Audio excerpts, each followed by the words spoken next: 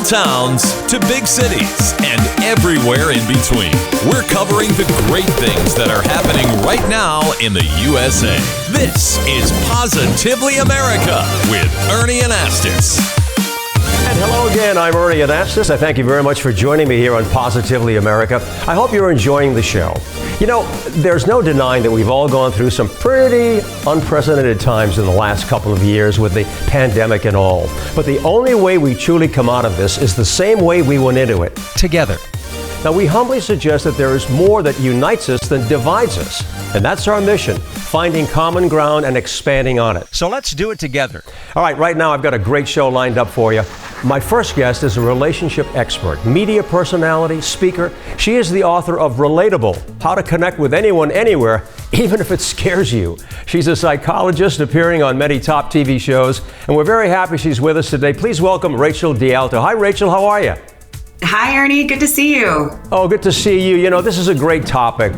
Trying to stay upbeat and positive during these tough times. How do we reconnect again? What's the secret behind this? You know, it's all about consistency and effort. So we get very complacent sometimes in our connections, and you are actually the perfect example of someone who really does take an effort in connections and relationships. I love the phone calls I get from you, but we need to do that more. We need to reach out and actually put the effort into relationships, call people, make plans. I know that we've gotten to a point where it feels very easy to be alone or disconnected because we can get on social media, but we need to actually put that effort in, make plans with people, get face to face, and if you can't, at least get on the phone. So, you know, just really be honest, right? Just connect and say, this is how I feel, how are you feeling? And not have to hide from anything, just be yourself. Yeah, and that's where that authenticity comes into play, which is such a buzzword, but it's very true, is that, you know, we can be vulnerable with each other. We can build relationships when maybe you're having a rough time and you want to call a friend that maybe you haven't talked to recently and said, it would be really great to reconnect with you. Maybe you're having a great time and you want to connect with someone and share the positivity that's happening in your life. But be yourself and put yourself out there in a way that people can actually see who you are and connect with you on that real level. Yeah, and you know what else works a lot? Laughter. You know, just lighten it up. Lighten it up a little bit. You know, don't get so serious about it. Make somebody smile and make them feel good. But there are some people, though, Rachel, and we both know this, that are difficult to navigate, okay? And how do we get around someone who, you know, just is not really willing to connect with you? Yeah, and honestly, I think empathy is the key here. The more that you can put yourself in the shoes of another, if you're having a difficult situation, if you're having a conflict, or maybe there's just someone where you're like, they weren't that nice to me, putting yourself in their shoes, trying to understand things from their perspective. What experiences have they had? What environments are they in that may be affecting how they show up? And the more empathetic and compassionate that we can be, maybe we don't end up actually having a strong connection with them, but at least we don't have resentment or bad feelings around it. Rachel, you know, there's something else too a lot of people are thinking about. We have a divisiveness that's going on. I mean, you know, there are many reasons for that. And people will be arguing about politics or whatever it happens to be. How do you avoid escalating that and maybe tempering it a little bit so, again, we can reconnect? Yeah, well, I think the main thing is to focus on what is the intended result of this relationship. Am I looking to blow this up? Because then you could keep on talking about those things. Or am I looking to actually make that connection?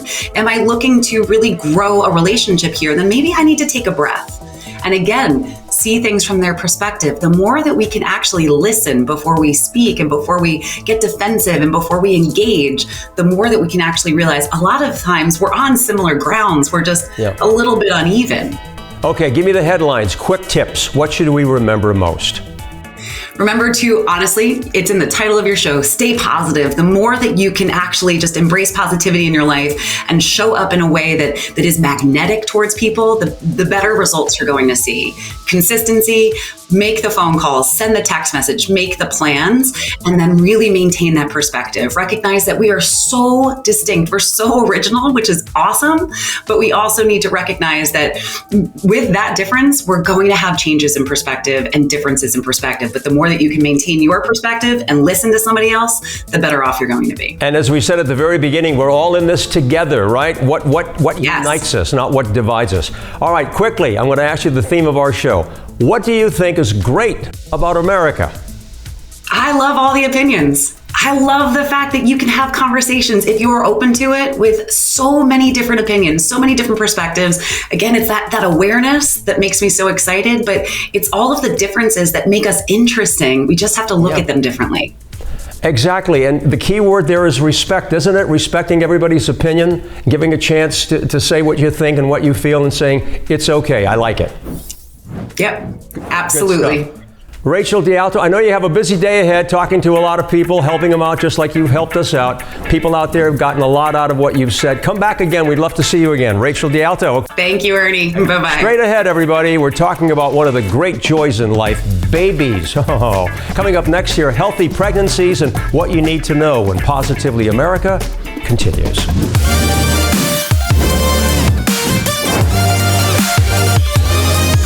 Hey everyone, we're back with more Positively America. I'm Ernie Anastas. Okay, I think we'll agree that being pregnant can be one of the most exciting, wonderful times in a woman's life. But every mom-to-be knows that during those 40 weeks, there's a whole checklist of things to think about, including many nutritional needs.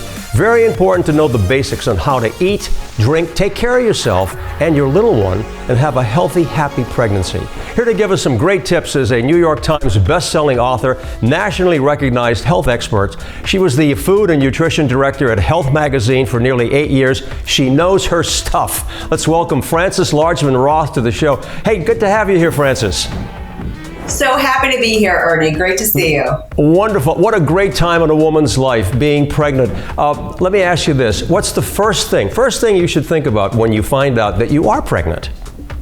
Well, celebrate, be happy, but then go see your doctor and talk to her about the nutrient needs for the next 9 months, because it's a whole new ball game and you really need to kind of put some homework into it to make sure that you're eating right.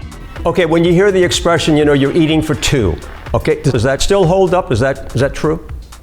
It's a yes and a no, because you are not just doubling your calories, but you have to think smarter about what you put into your body, because you need so much more. You need more nutrients, more water, so many things that we're going to talk about right now. Okay, break it down a little bit. Let's start with nutrition, okay? Where do you find that? What food should we be thinking about? Okay, so the nutrients are iron, folate, and choline. Those are 3 biggies, and you can get them in fortified cereal, eggs, broccoli, asparagus. These are all really important things to add to your diet because they're really vital for baby's brain development and neural development as well. Frances, did I hear you say, was it choline? Is that what you said? Choline? Yes. Is that something new? Yeah, that's kind of newish. In fact, it's not even in all the prenatal vitamins. So make sure that you're taking one with choline, but eggs are a great source and broccoli as well. Yeah, but that's really important for the brain development. Okay, so we've got nutrients. Let's talk about what else is important. I know that you talked about hydration. That's kind of common sense, but especially for a pregnant mom. Fill us in a little bit more on what we should know about that. Yeah, well, amazingly, the body increases blood volume by 50%. So that means you got to drink a lot of water. So we're talking about 8 to 10 glasses a day. But by that 7th glass, it gets a little boring, right? So you want to spice it up a little. Moms to be can have a mocktail. So happily, I work with Palm Wonderful, and I've got a Pomerita mocktail here with pomegranate juice, lime juice, and sparkling water. It's super refreshing, and it's a great way to just add to your hydration while pregnant. Wonderful. Listen, we certainly hope, I know you feel this way, that every mom has a great, mom-to-be, a great pregnancy. But there are some problems that can develop, and a lot of women are thinking about that because they've heard about it. What should they watch out for, and how do you protect yourself?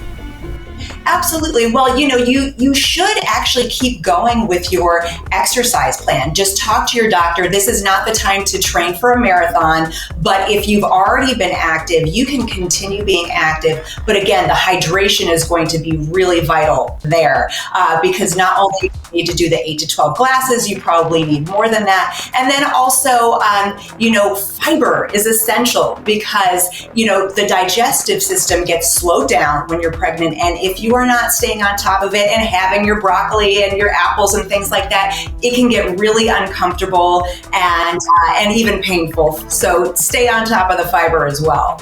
Good, good. Okay, you know, we're big on mood and attitude, right? I mean, that's what our show is all about. And I think that that's also important in a pregnancy, to really feel good. And to surround yourself, you know, with family, friends, and so forth that really bring you up. Isn't that really true? It's so true. And one thing that I like to talk to people about is self-care, because self-care is so essential as a parent. And I like to tell women to get into the habit of taking care of themselves while they're pregnant, so that they learn how to carve it out. Because if you don't carve it out, nobody's going to carve it out for you. That is for sure. So take that 20 minutes. It can just be a short period of time to go on a forest bath, you know, a walk in nature, read for pleasure, do something that makes you feel good and that is just for you. I love it. In a word, what's great about America? Tell me. Oh, the amusement parks. We have so much fun going to amusement parks, and it just brings a lot of joy. Love it. Amusement parks. Have a great time. I hope you enjoy yourself with your family, giving some good information to people out there. Happy babies to everybody. You know, good, happy, healthy times together. There's nothing like having a beautiful child coming into the world. Frances, I thank you again so much. Come back again.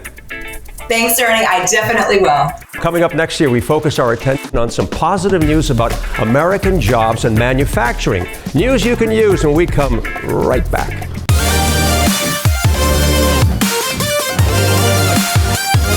And welcome back to Positively America. So happy that you're with us. All right, let's shift gears a little bit. A little bit of good news, really positive news about jobs and manufacturing in our country, and that's always good to hear. According to the U.S. Census Bureau, manufacturing in the U.S. is on the rise.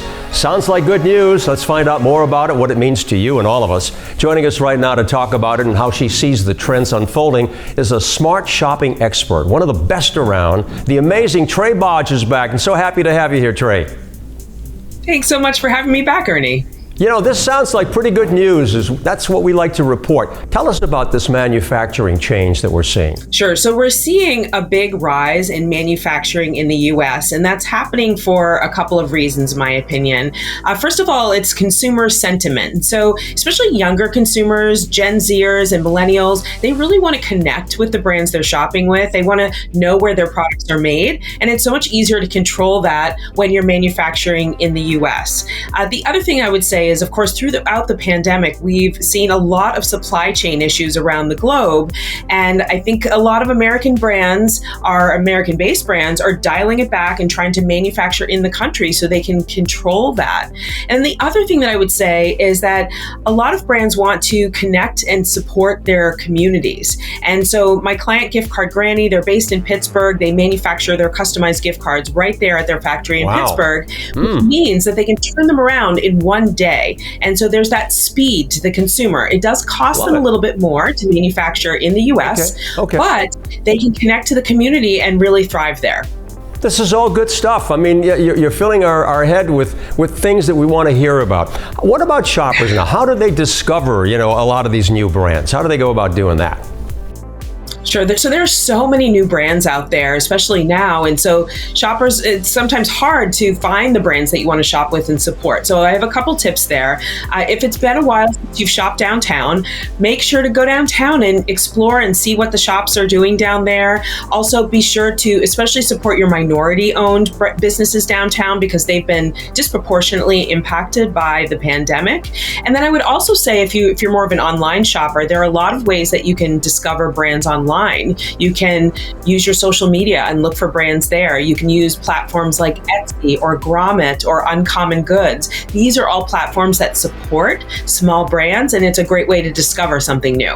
Trae, you've got to be excited about this, as I am, because, you know, there are a lot of towns that are struggling, you know, especially after the pandemic, and we're still dealing with that, and just trying to revive the economy in many ways. And this sounds like a real plus. You got to be happy about it, too. I'm really happy to see this. And, you know, I've been talking and reporting a lot about small businesses and how impacted they've been during the pandemic. And so I'm so glad that we're talking about this today, Ernie. And I hope that your viewers will hear our conversation and get out there and support some small brands. I hope so. I applaud you for all of that. Now look, a lot of people probably don't know, but you've been very successful. You developed your own brand. You've done so well with it. And there are people that are saying, I want to do that too. You know, I want to become who I am. And someone like you, you're a great role model. What advice do you have for, young people out there, whoever, doesn't matter what age you're at, to be able to go out and create something on their own? Well, thank you. Yeah, so I am a little bit of a serial entrepreneur. I founded my own beauty brand, and now I run my own business, reporting on retail and shopping. And what I would say is that before you make the leap, take it slow and steady. So save money, save more money than you may think that you need, to give yourself a bit of a safety net. If you can go down to part-time at your official job and then start very slowly. For me, I mean, it sounds cliche, but slow and steady wins the race. I feel like a lot of us were in a hurry. We want things to happen right now. Exactly. But if you are starting your own business, you want to move very slowly, very methodically and carefully, and grow in that way as well. Because as you grow, things will change and evolve, and it's better to be prepared to tackle those challenges as you go. Very basic, very fundamental, but you know what? We know it. There's a lot of truth to that. Okay, before I let you go, Trae, I'm going to ask you the question that I love to ask my guests. What's great about America? What's great about our country? Tell me. So in my mind, it's something that's happening a lot now and hopefully will continue to happen, that we are starting to be more accepting of others who are different from ourselves. We're becoming more inclusive, and that warms my heart, and it's something that I really want to continue to see growing in this country. Yeah, inclusive, diversity, all of that is so important, and we certainly subscribe to that. That's what our program is about as well. Trae Bodge, always a pleasure to have you on board. Continued success, and I want you to come back. We love reporting good news, and manufacturing in our country improving and small businesses doing well. That's good stuff. Thanks so much. Thanks so much, Ernie. Bye-bye. All right, keep it right here, because coming up next year, Billy Floyd's Asking America, what kind of things do you laugh about? Best medicine for sure. Going to have your answers coming up right after the break. Welcome back to Positively America. I'm Billy Floyd. Today, we're asking America, what kinds of things make you laugh? I would say more in the moment and genuine interactions, like things that are just funny, like right off the bat and not planned. You usually share those laughs with friends, family? Yeah, with friends and people who I come in contact with. Yeah, I like making people laugh and me laughing. It's Always Sunny in Philadelphia. Who's your favorite character? Be straight up. Mac. I have to agree. It's too good. It's too good. What do we got right here? When my mom sends me memes.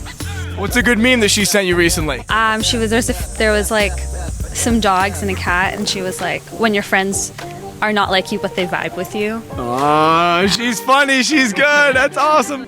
Farting. Anything got to do with farts, like tooting, like big. That's all me. You like the really smelly ones?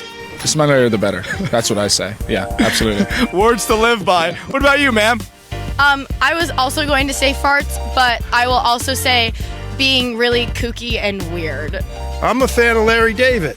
Oh, I love Larry. Curb Your Enthusiasm is my favorite show. Come on, it's pretty good, right? Yeah, it's pretty good. Looks like America has found a lot to laugh about. We'll see you next time on Positively America.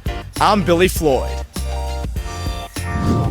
Thank you, Billy. Love the questions. All right, let's talk about this. Isn't family love one of the best things in the world? Love in your home is the building foundation. I look at it as a fortress where family gathers to share all of their emotions, including the ups and downs of life, happy and tough times. There's so much to this. Love at home is where we grow our roots. It's a place where we connect and we build memories, and that's for a lifetime. Such an amazing experience. Think about it. Home is where we learn deep affection. We learn respect, loyalty, and there's a healthy attachment. For me, I especially love holidays and different celebrations. I mean, we have it in our home all the time. It's within the walls of our homes that we share family traditions and special times. This is where we end up creating, in our own way, our family history. And then we pass it on to future generations. Let me just put it this way. Family love is a choice that starts in your home. We have been doing it, and we've been passing it on to our children, and we see now that they're doing it in their home. What they learned from us, they're passing on to their kids. I hope you really choose to love and to share it with your family. It's such an important part of your life, and I want you to really understand that, coming from my heart. Thanks for being here. I'm Ernie Anastas. Until next time, stay positive, America.